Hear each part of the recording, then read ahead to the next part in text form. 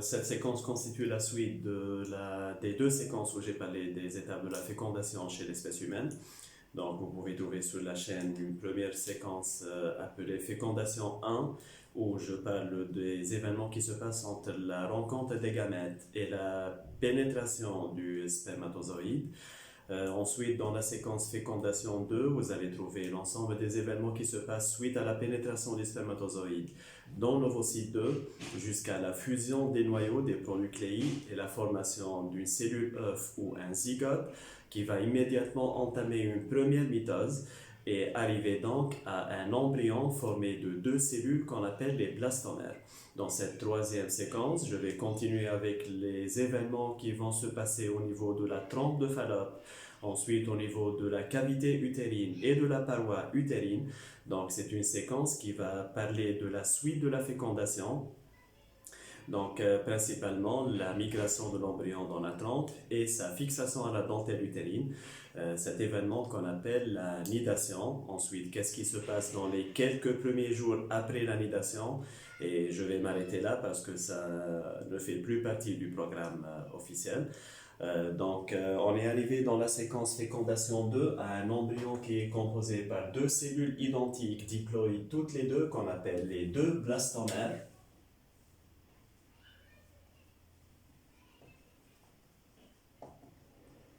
Donc, deux blastomères. À ce stade, on ne parle plus de zygote, c'est déjà un embryon. Donc, au niveau de la trompe de Fallope et quelques heures après la fécondation, après la fusion des gamètes, cet embryon va commencer à se diviser activement, donc en deux blastomères par la première mitose, en quatre blastomères par la deuxième mitose.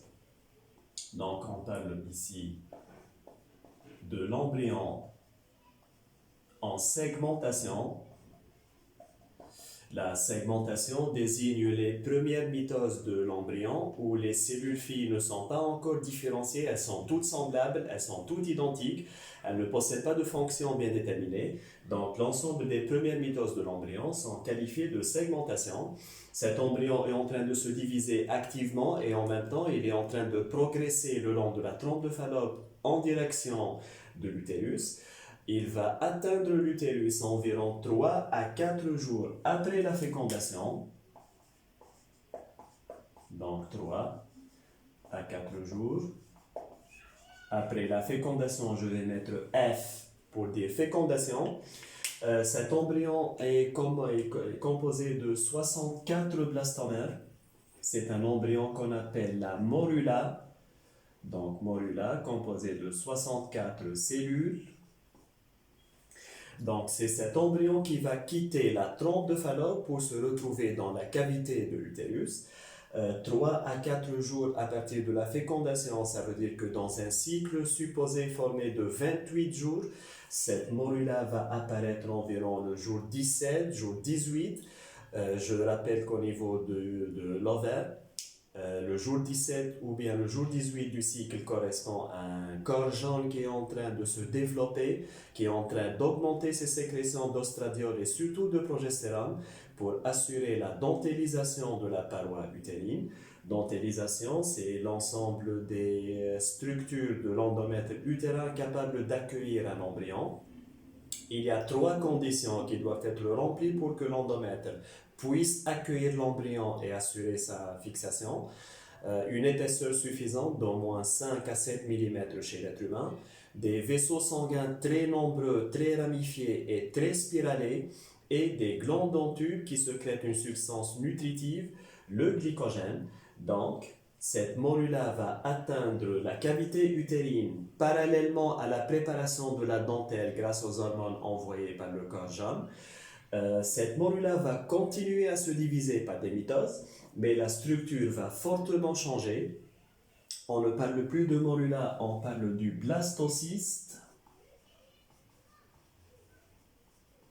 Le blastocyste est un nom qu'on donne à l'embryon à partir du moment où il est formé d'une centaine de cellules, donc à peu près 100 cellules.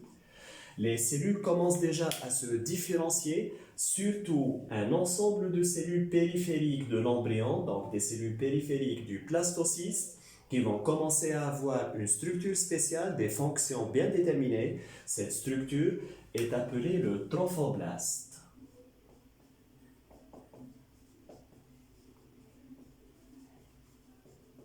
Donc, le trophoblaste, c'est une couche de cellules embryonnaires observable à partir de l'état embryonnaire qu'on appelle le blastocyste.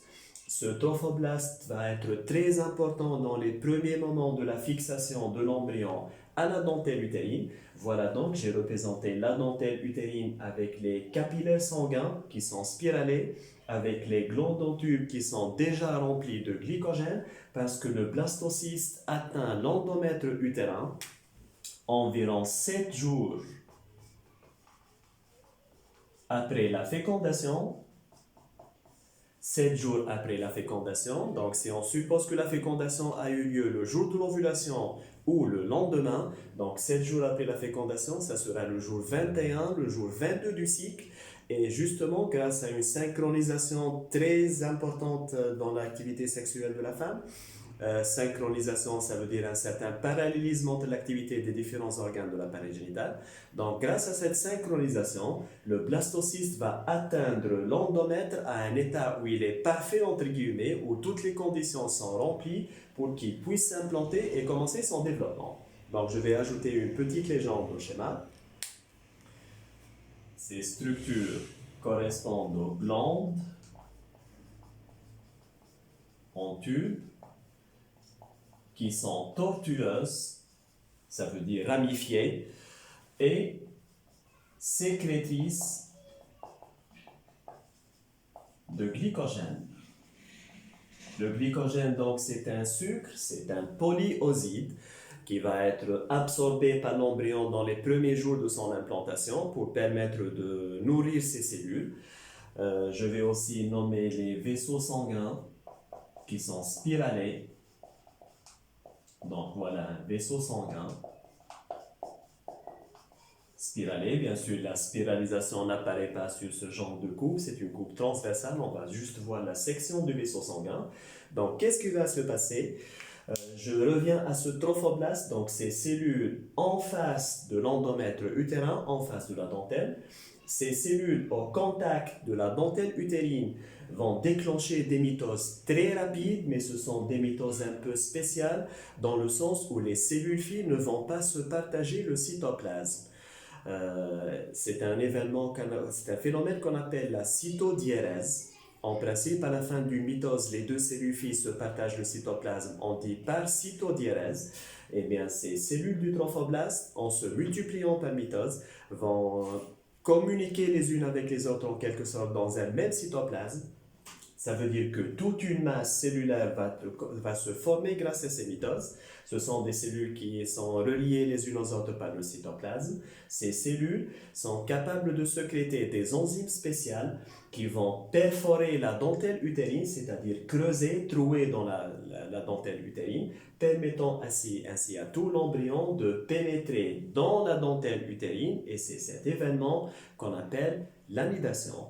Donc, je répète, ce trophoblaste va permettre de creuser dans la dentelle pour permettre l'anidation de l'embryon. Ensuite, ces cellules trophoblastiques qui commencent à pénétrer à l'intérieur de la dentelle utérine vont se retrouver au contact des tubes glandulaires qui sont sécrétoires de glycogène. Donc, les cellules du trophoblaste commencent à absorber le glycogène à partir de ces glandes et ainsi à nourrir l'ensemble de l'embryon, surtout ces cellules qui ne sont pas en contact direct avec l'endomètre.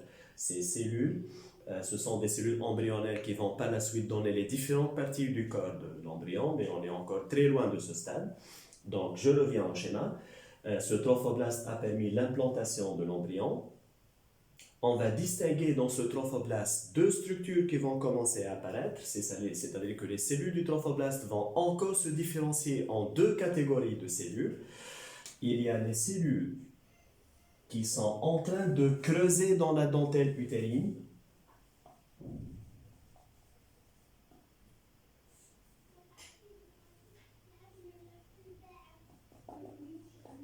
Ce sont des cellules qui vont composer une structure qu'on appelle le syncytiotrophoblaste. Donc, syncytio, c'est avec un C. Syncytiotrophoblaste, ce sont des cellules différenciées à partir du trophoblaste qui continuent à envahir l'endomètre utérin. Donc, ces cellules du syncytiotrophoblaste vont jouer un deuxième rôle très important dans l'équilibre hormonal du début de la grossesse. Ce sont des cellules qui vont sécréter une hormone appelée HCG, c'est la gonadotrophine chorionique humaine, hormone très semblable à la LH hypophysaire, mais qui est beaucoup plus puissante que la LH. La HCG va permettre de stimuler l'activité du corps jaune, qui se développe en corps jaune gestatif. Ce corps jaune gestatif va donc continuer à sécréter les oestrogènes et la progestérone pour maintenir la dentelle utérine parce que la vie de l'embryon dépend fortement de la présence de la dentelle utérine. Donc, le trophoblaste a permis l'implantation du blastocyste à la dentelle.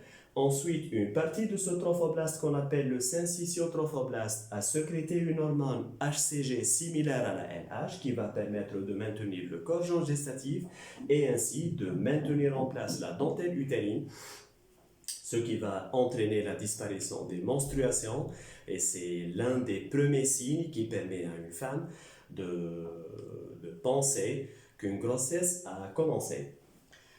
Donc, ce que j'ai expliqué dans ce schéma va arriver environ 8 jours après la fécondation.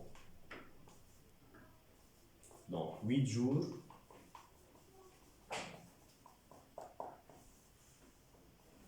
après la fécondation. Je vais parler un peu de la structure du blastocyste au moment de l'anidation. Donc, il y a une cavité, la cavité du blastocyste.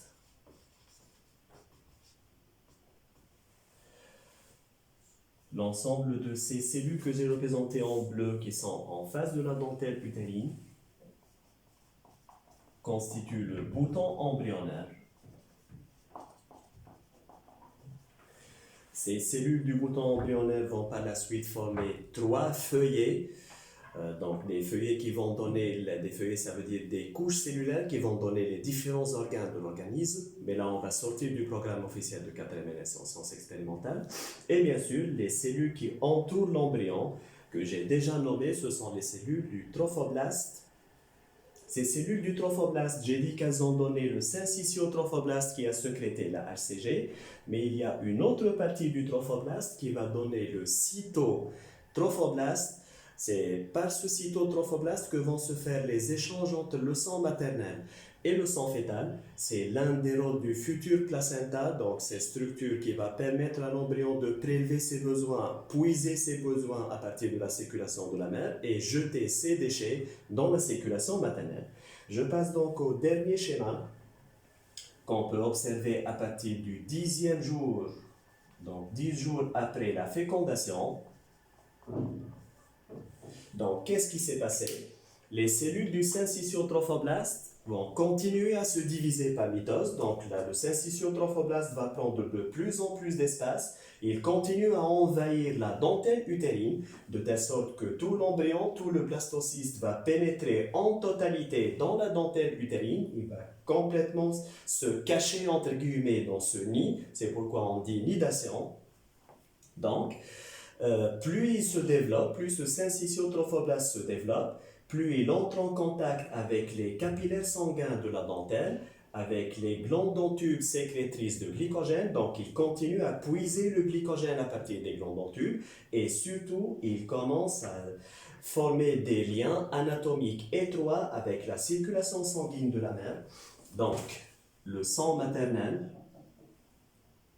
va commencer à occuper des espaces sous forme de lacunes, c'est-à-dire des petites chambres qui vont se remplir peu à peu de sang maternel, et c'est à partir de ce sang maternel que les cellules du syncytiotrophoblaste commencent à absorber les nutriments nécessaires pour que le blastocyste entame son développement, commence à former les organes du corps.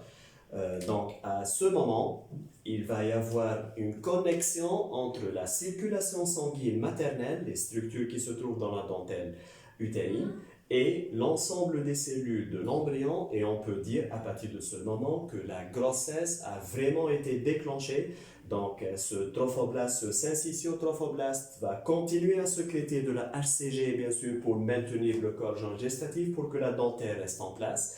Il va ensuite tellement se développer pour devenir tout un organe d'échange fœto-maternel qu'on appelle le placenta. Et ce placenta va donc continuer à assurer le bon déroulement de la grossesse jusqu'à l'accouchement. Voilà donc les événements qui se sont passés depuis le moment des premières mitoses de l'embryon jusqu'à son implantation totale dans la dentelle utérine. Le reste de la grossesse, bien sûr, ne fait pas partie du programme officiel.